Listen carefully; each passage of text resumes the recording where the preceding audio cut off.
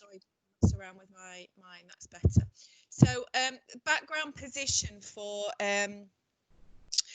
Notts County Council. So we have approximately 3,000 young people who have educational health and care plans.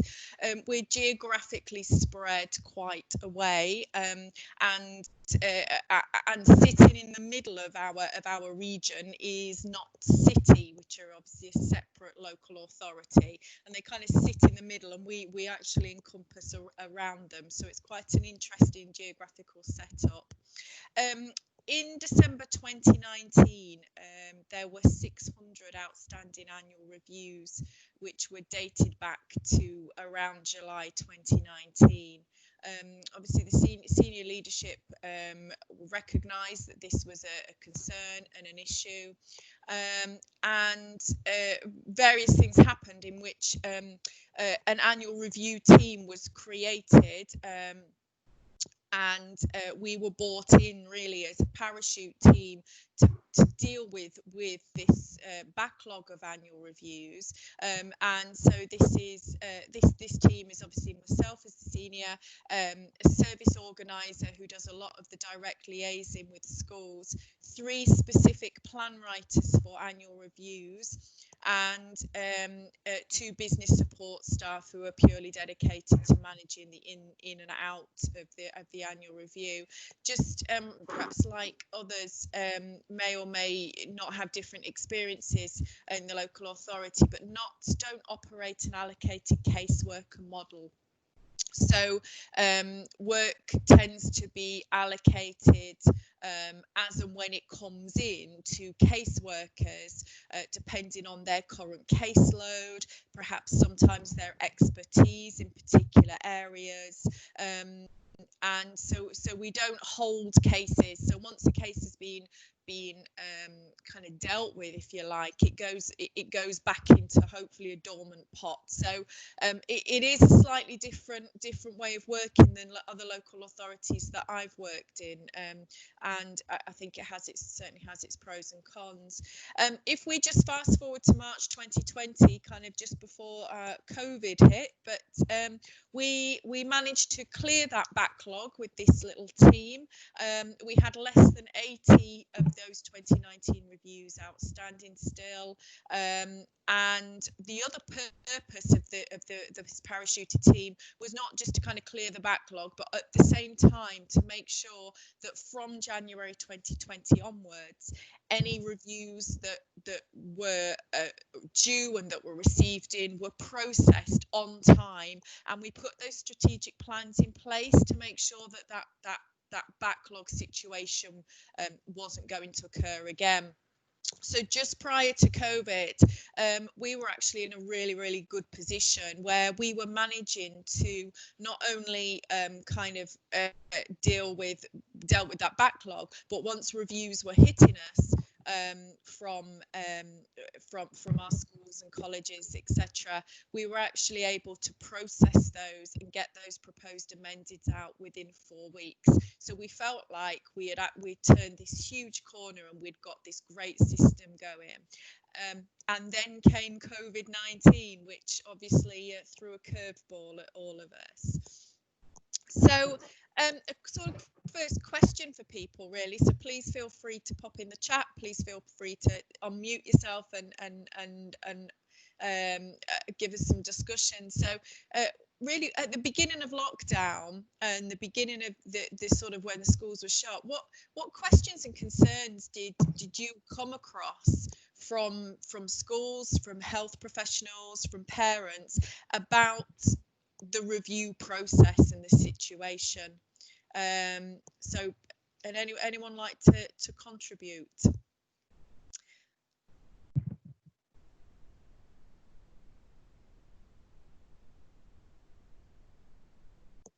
I'll contribute if no one else is. I'm Laura Saunders. Hi Laura, thank you. That's all right. So I'm a senior commissioner for Send Health and Children Looked After Health at Croydon, and I think one of the sort of strictly from the health point of view is that there's a big push to try and do more multidisciplinary annual reviews. but they're held by the schools, and it's that kind of like engagement with health. Now, I think at the start of the lockdown, there's obviously some concerns that health would be redeployed, and we've kind of moved well past that now, Yeah. and we've protected many of our staff from being redeployed. But now I think it's presenting as that opportunity is we've got the school and the parents and the child maybe in the room.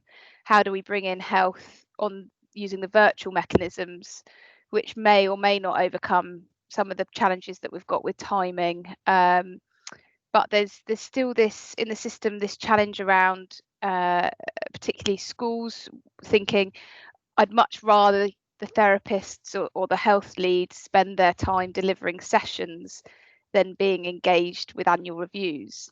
Right. That's Um, interesting. and and so that's a bit of a, so I'm just kind of it's both, so there's a number of different things in there, I suppose, like obviously as with we move through your presentation, I'm just keen to sort of see, you know, how you decide what ones are multidisciplinary, which ones aren't, or if they are at all, and whether there's any kind of gatekeeping like that from the schools where you are. We've got very similar number of children with Right. EHCPs here. Okay.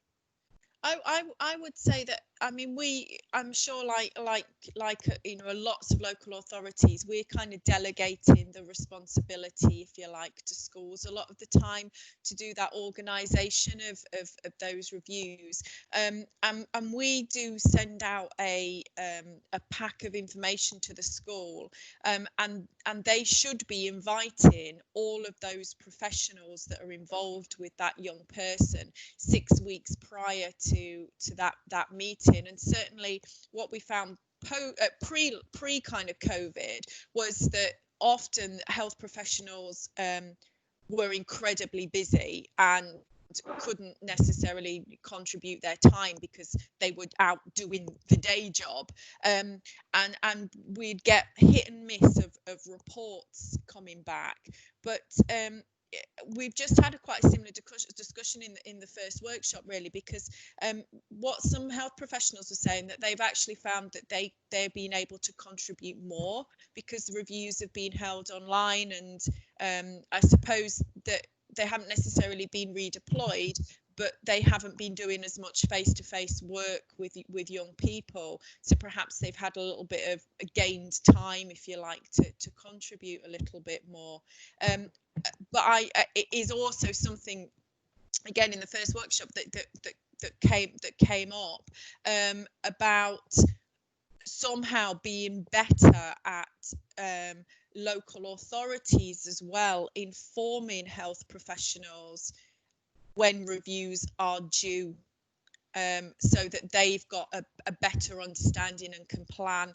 And it is something that we actually started doing a piece of work around this with our health lead in March, just not a couple of weeks before COVID hit, around how would we let her and let that single point of access know that this was our list of learners, young people. Sorry, I come from education background, I still use education speak sometimes. So how those young people would, how would we let them know that this young person had got a review due? And when you've got sort of, as you know, 3,000, our concerns about that was we didn't want to send the sort of her a list of 3,000 young people saying, right, these are January, February, March, whatever, because it might be that out of that list of, say, 100 that were due perhaps in December, being a quieter month, that only 10 of them actually had, you know, significant health contribution. And how do we overcome that point with GDPR as well? So we started to do some work around that more engagement of health, but unfortunately the kind of COVID stuff sort of knocked it on the head. And it's been interesting today from the other workshop as well, sort of people saying, health professionals saying, we really need you to, you as collective LAs to revisit that now, and move forward. Thank you, that's really helpful. Okay, so I put together a few kind of questions that I felt that we were being asked, and to be fair, at the beginning of lockdown, we didn't really have the answers. So literally within days of the schools being closed, we got kind of questions such as, what's happening with so and so's annual review? Should we cancel it? Or statements then like which actually, when it comes to a question, should we, what do you recommend, then that's brilliant, because you can we can work with people because they're keen to have a resolution and a solution to moving forwards. But occasionally we got quite negative things saying we've cancelled so and so's review and we're not going to do it until the schools reopen. So perhaps some schools, sometimes parents have taken a decision for themselves about what they determined was the right course of action. That was more challenging to deal with. And then really, as things moved on from towards Easter and certainly into the summer term, when remember at first we thought that schools might be reopening after Easter, and we were kind of like, well, if it's a few weeks out of date, we could probably juggle it, we're not sure. Then when we thought schools wouldn't fully reopen until September, we're still getting this now, and we're having to work our way through these individually, that we're not able to do the annual review now until the next academic year because we've not seen this young person for X amount of weeks, and obviously that has bigger implications because it in effect means that they've really missed a review this year, and it's not an ideal situation at all. So they were some of the concerns that we were faced with. So there was lots of questions, lots of dilemmas, lots of uncertainty. How long were schools going to be off for? For us as a local authority that had a considerable backlog that we had just really dealt with, and we were just feeling like we were really getting on top of that. How would the impact on the progress that we'd made on that backlog, how would that manifest itself moving forward? We had actually had concerns right at the start of the end of March, beginning of April, that actually the incoming reviews would slow down to a point where there would not be enough work for this parachuted team. And I was thinking about all different things, that how they could contribute to the bigger picture. And then there's suddenly been a new bottleneck when schools reopened and things started moving back to a more typical situation, and we'd end up in this 2019 backlog situation again, and we'd worked so hard to overcome that. So there was lots and lots of thoughts going on, and we found that we had to make decisions quite quickly, and we agreed quite early on that there wasn't going to be a one-size-fits-all process, and that we could put ourselves a little process in place, but actually there needed to be some movable goalposts with it. So obviously for the first few weeks there was no government guidance at all, and then obviously when it's come out, and we this was sort of referred to earlier in the main speakers, that really the statutory timescales were still in operation, and there wasn't anything to say, you can delay it or cancel it. And actually we kind of, once we had that information, we felt like, well, we knew where we stood and we knew what we could do moving forward, so we quite welcomed that fact, because it actually meant that we could manage the workload from a local authority point of view, and encourage schools and colleges to still carry out those annual reviews. So quite obviously the solution was to move as many reviews as we could to online platforms, to try and keep those statutory timescales going. So that's sort of, and we had all those. We've got somebody who's got their hand up. Please feel free to speak, whoever. You're in my pot, so please. Katie. Hiya, Katie. Yes, SEND manager for Kirklees. Just to touch on that, one of the things absolutely is a concern for us around that pressure moving into the next academic year, but particularly for those learners that are phase transfers. Absolutely. So looking at, where we've not got preference, because the review's not been held, schools are reluctant to give that preference. I suppose the risk in terms of statutory compliance on those phased transfers for the 15th of February is a big concern for us. I don't know if anybody else has sort of thought about how that could be managed, particularly for learners that are shielding, where they're saying they're not in school for the reviews to be held. And some of the feedback that we're getting is that there are a lot of children and young people who don't have the facilities to have virtual reviews. Right. Okay. Don't know if anybody else has. That'd be interesting to hear if anybody else has sort of had that situation. We've certainly had that pressure around those key stage transfers. But on the whole, I think one of the things that we've been quite lucky with, I suppose, is the majority of ours have now got their heads around the idea of online platforms, and I think we've even had ones where parents have just used phones if they haven't got the technology, but or where they haven't got the technology, we've been saying to schools, then you need to seek out that information from parents through a detailed phone conversation prior to the review. So when you're kind of having a pre-review meeting with the parents, and even to the point where we've something I was going to sort of mention later on, that how we've slightly changed our processes, but I kind of might as well mention it now, that obviously we've moved away from, with everybody working from home in our team, we've moved away from sending out paper plans.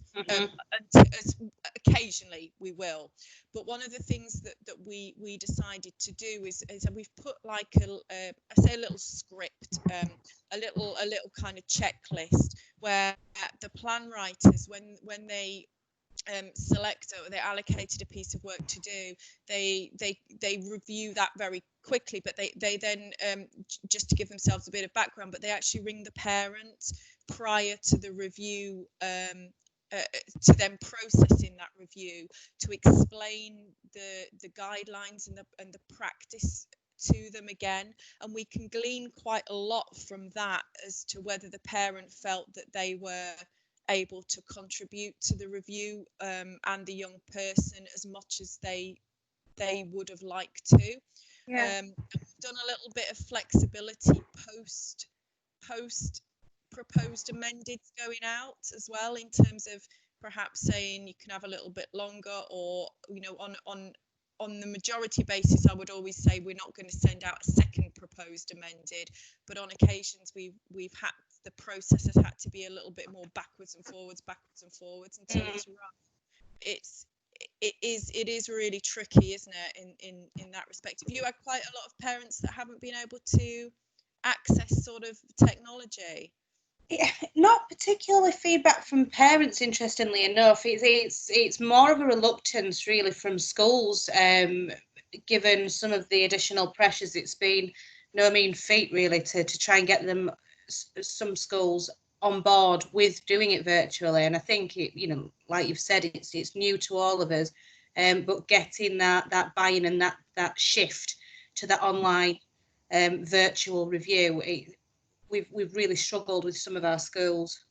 That's interesting. I think we've had some that we had initially, but I think I'm afraid I keep just like spouting the time scales to them and saying, nothing has changed. You can't cancel these reviews. All right, we're going to be flexible in terms of the time scale, but as a school, they kind of perhaps needed to be a bit more creative with the way they go about things. I mean, one of the things that we certainly have been able to do, and it's perhaps on my next slide really as a sort of discussion points as well, is because some of our time as sort of ours as a review team, some of the caseworkers' time has been slightly freed up really with lack of travelling.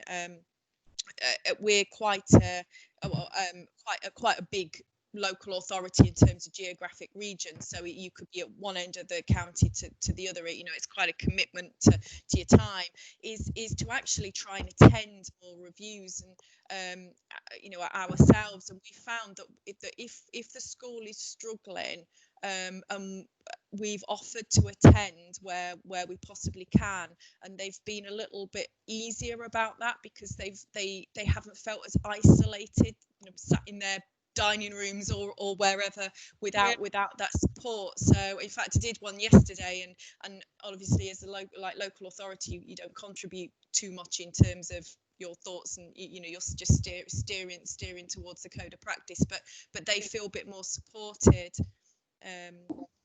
So I don't. It's tricky. It's finding your way through mud sometimes, isn't it? Any advice or suggestions are always welcome. Well, let me go on to my next slide, because this was really you probably sort of answered that. I'd be interested to hear from anyone else. Benefits and concerns with carrying out online reviews. Does anyone like to offer any of the benefits?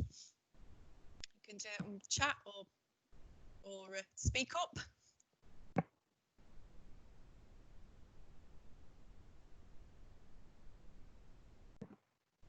Less travelling, absolutely.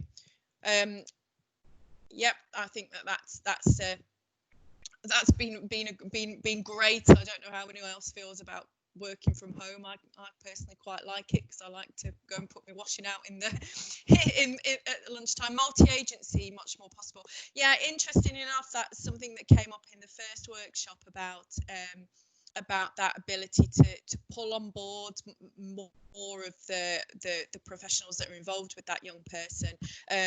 We've certainly the ones that I've attended myself, and the caseworkers have, we've seen much more ability for certainly our health colleagues to be involved, although obviously Laura was a bit concerned that perhaps health weren't necessarily quite as well involved. So I think everyone's experiences are being a bit different.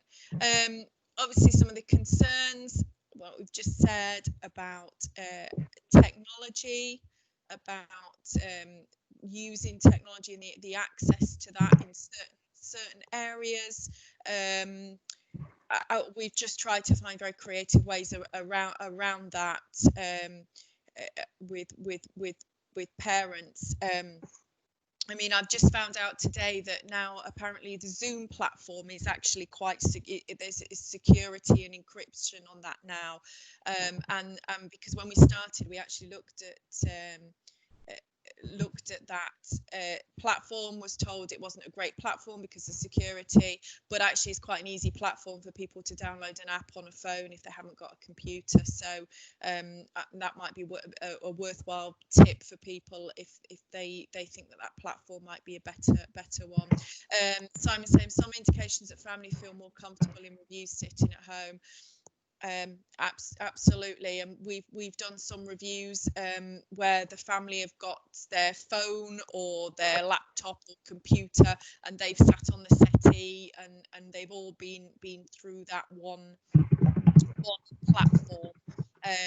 And you know, my next slide was talking about one of the things that we've been really conscious of, and we were really conscious of improving this before the lockdown period, was the involvement of the young person within the review. I'm sure other people are. I don't know if anyone's found that you know, actually when they're in their home environment, we found that they're curious, even if they don't necessarily have that ability to sit for that whole meeting. They can come and say hello. They can come and join in. They know people are talking about them, and they can be part of that for as much or as little as they can manage in a much more relaxed manner. So we found that quite a useful benefit. That's a really good point, actually. I was just going to ask that, and I'd be interested to know if that's been sort of felt thinking about moving forward when we're in the new normal. Have people experienced that engagement from young people has been better? we've sort of had a bit of a mixed bag. Right. But I suppose that for us would be something that we maybe give or ask schools to give and colleges to give as an option when scheduling reviews moving forward. So I think that's a really good suggestion. Yeah, I mean, I think we'll probably move on to that a little bit later on as well, as we kind of just move through the next few slides, you know, about that engagement. Yeah. And I think it depends on that young person, doesn't it? And some of them might feel more comfortable in their school environment, but it is about that contribution. So, gathering the views of the young person. You know, it is so important. Does the young person have that opportunity to have their views heard and recorded?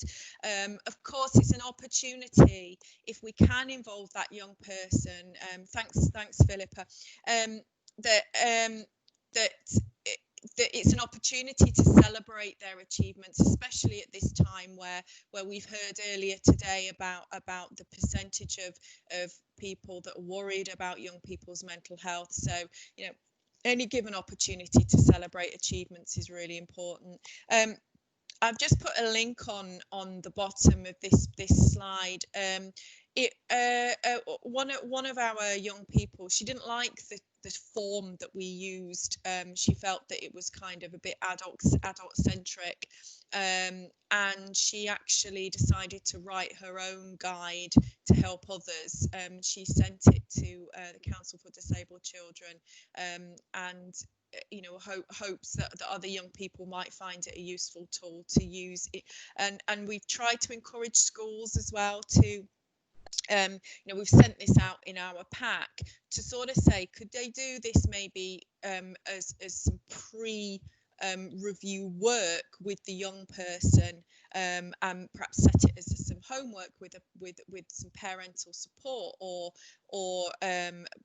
you know, some of our special schools are doing some socially distanced walks with young people, and could they incorporate perhaps a verbal version of the young people's views without it being too onerous on them. So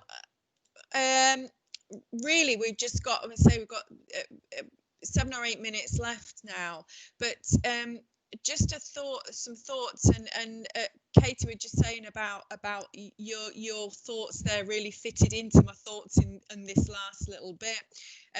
You know, what positive experiences would people like to share? What situations would you encourage others to try and avoid? Any difficulties that have been overcome, or you'd like sort of the globe, some suggestions amongst us to overcome them? Impact on management of workload. We found that to start with, it kind of did have quite a big impact, and now schools tend to they've got to grips with them. Actually, some of our specialist provisions are churning out reviews at the rate of knots, and we're struggling to keep up, which you'll see on my next slide. And how has COVID-19 changed things for the future? Would you return solely to face-to-face reviews, or would you be encouraged to use technology still, or a combination of? If anyone's got any thoughts, feelings around any of those discussion points? I think I would certainly say, echoing what I said previously, really, it's knowing that and being confident that virtual reviews is equally as effective, and if it's responsive to the engagement of young people, then it's something we've not really considered before, because we were in a time where the reviews were held as they were, and that's not something we'd maybe considered. Having been sort of forced into having to do that, I think, like you said, there are some real positives to some of that, and in terms of time, being able to get through more of the reviews and potentially attend more of the reviews, I think will have a positive impact. I mean, in Kirklees, certainly the number of specialist placement requests that we get can be vast, and being able to attend more of the reviews to explain the legislation that underpins that and request for potentially independent schools, if we were able to be involved in more of those reviews, I think it could better support parents to understand the legislation that underpins decision making.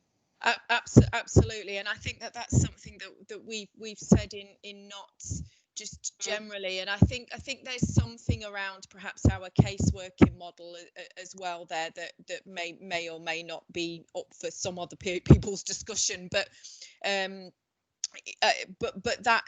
that being involved in more reviews, and certainly for us, I think we're going to be looking moving forward at being involved in more year 10 reviews and more year 5 reviews, so we're preparing earlier for that key stage transition. I think we've probably not done that as well as we could, but we've been on a learning curve in Knots anyway, and I think like you're saying, that this situation has forced everybody to kind of that learning curve to be incredibly steep, and actually we that saying, do what you've always done, get what you've always got, perhaps is perhaps more relevant than ever at the moment, and we do need to think about things differently. Lots of young people love technology. The way that they constantly communicate. I mean, my daughter's 16, and she never puts a damn phone down. So do we kind of dig our heels and say this is the way we've always done it, and this is the way it's got to work, or do we actually ask young people, how would you like this to progress moving forwards? And certainly for us, we were moving towards electronic ways of working in terms of EHC sign-off, sending plans electronically and all of that. But we were forced to maybe move quicker towards that. So whilst that's had its challenges in terms of staff training and processes and having to do sort of voice recordings and screen recordings of how to do things in a new and different way, what we have found is moving to that process has meant that things can be processed in a much more timely way.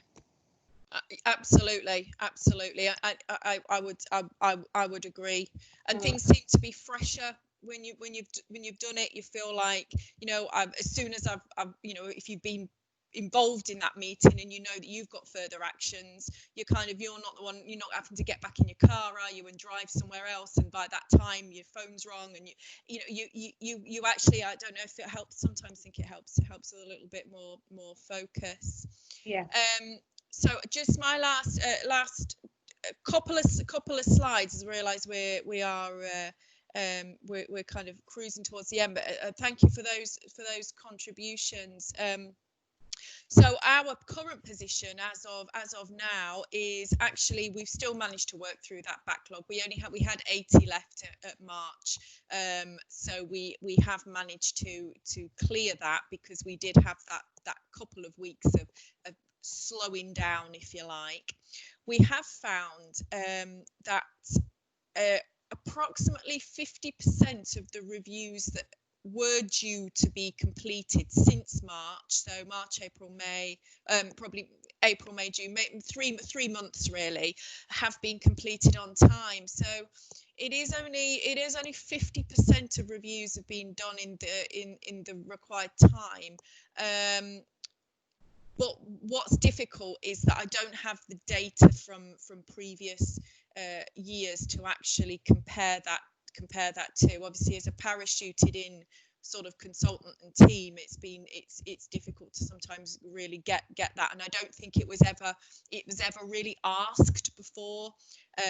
How many reviews have we actually had out of the ones that were due? But again, another learning curve point. But we would say that actually, the local authority, as Kate just said as well, we have been attending more reviews than pre-lockdown, so that's certainly a positive thing. We might have had less reviews in and on, but we've certainly contributed to more of them. However, what we would say, I think, is that the changes in the ways of working, the use of technology, there's certainly use of email communication, having to phone parents, this additional communication with parents has actually sort of slowed us down a little bit, so that we've actually got 200 reviews that are sitting waiting to be done. And so I think our next move is to really make a big conscious effort now over this, you know, traditionally slightly more quieter term for reviews, to really push those on, because I think in all intents and purposes we found out today that schools should be up and running as normal as they can be in September. You know, we need that clean platform, and to start with. So just as a final thing in a last couple of minutes, if you wouldn't mind leaving a comment in the chat room, please, for a top tip for how carrying out a review, or how a review could be supported online, or a suggestion for our health professionals who might feel that they need some us as local authorities to consider them a little bit more. Sort of final passing tips or comments would be recommended. So thank you all for your contributions this afternoon. Well, any kind of suggestions that you pop in the chat will be part of the notes and slides that are going to be sent on. So much appreciated your contributions. Thanks very much, Victoria. Thank you. Thanks everyone for chipping in. Don't worry, people, if you're still typing and you've got things to say, it will keep rolling into the chat as long as you keep typing. So I'll make sure I capture them all. And please do fill in that session evaluation for this afternoon before you finish for the day. Thank you very much. Thank you. Bye. Bye.